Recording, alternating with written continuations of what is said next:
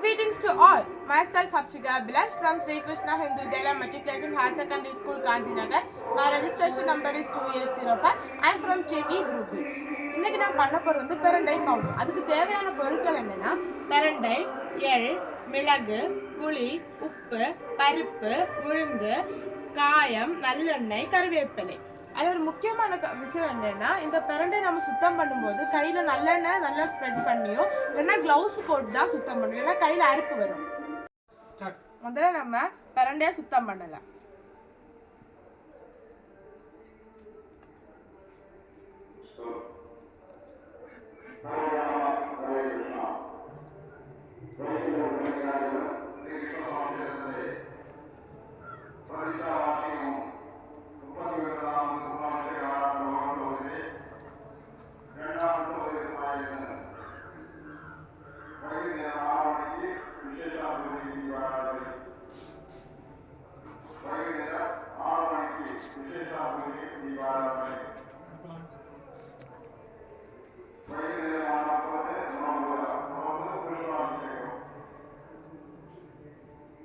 அப்புறம் நம்ம இதை பீஸ் பீஸா கட் பண்ணுவோம்.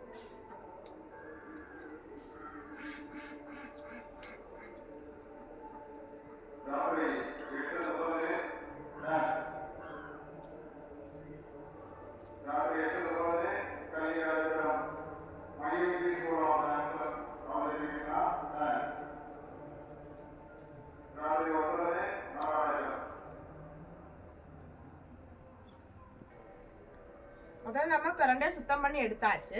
அப்புறம் நல்லெண்ணெய் வீட்டு அது பெரண்டை வந்து போடணும். அது ப்ரௌன் கலர் ஆகுற வரைக்கும் நல்லா வதக்கணும்.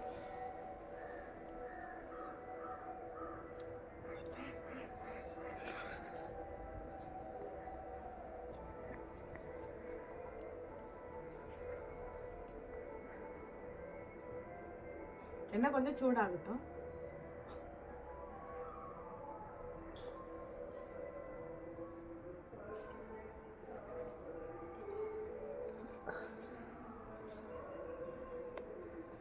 இப்போ நம்ம போடலாம்.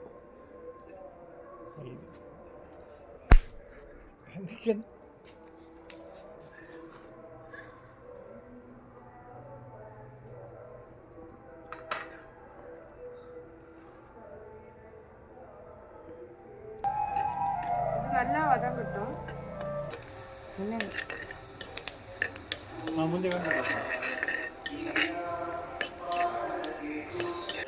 இது ஆயாச்சு.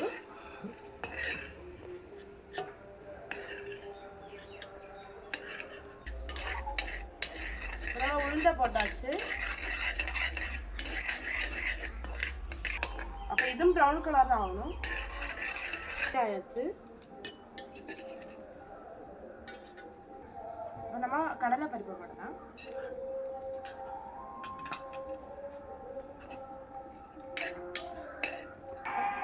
வத்தல் மிளகு போடலாம். அடுத்து புளியை போடலாம்.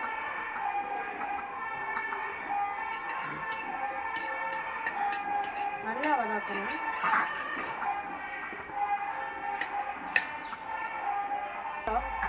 அடுத்து இட்ட உடனே கறிவேப்பிலை போடலாம்.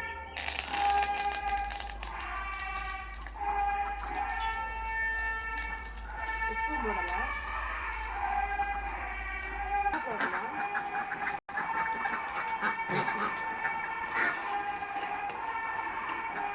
இதை நம்ம நல்லா வதக்கியாச்சு. அப்புறம் இதை வந்து நம்ம ஆற வைக்கணும். அடுத்து மிக்சியில் போட்டு பவுடர் பண்ணணும்.